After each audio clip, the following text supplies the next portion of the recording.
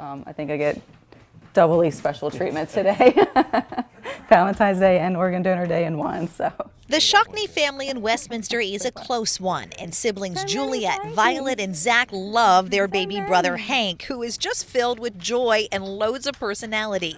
He's also running around with his mom's kidney. Unfortunately, when he was born, he had to go straight to the NICU at Johns Hopkins Children's Center in Baltimore and straight onto a ventilator, and then he had to start dialysis at just 3 weeks old. And so there was a lot of questions about whether he was even going to survive or not, and if he was only going to live a few hours. Hank was born with underdeveloped lungs, which presented its own set of problems, but he also had 2 damaged kidneys because of a lower urinary obstruction in utero.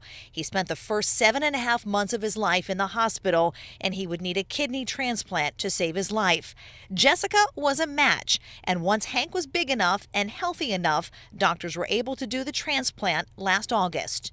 It was a relief. You know, we were scared that he was going to have to go on a waiting list to have him hooked up to a machine every single day here at our home for 10 to 12 hours a day. We couldn't travel without the machine. It was saving his life. So just to be off of that was just life-changing for all of us. I think a lot of people are surprised to learn that, and I was too, that a child receives a kidney from an adult. I want the kidney to keep doing a good job. I wish I had more, because a kidney transplant doesn't last forever. He will most likely need another one in his lifespan, and so then I might be looking at Dad more.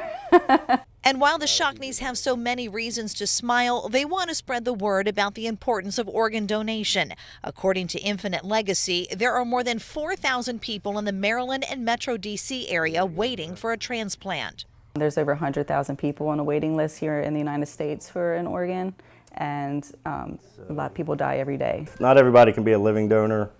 You know, it's intimidating, and not everybody would be eligible, but to at least consider being a deceased donor. You can give the gift of life, you know, even after you're gone, and you can register through the Motor Vehicle Administration or infinitelegacy.org. It takes just 2 minutes to register online, and to find a link, just head to our website. In Westminster, Jen Franciotti, WBAL TV 11 News.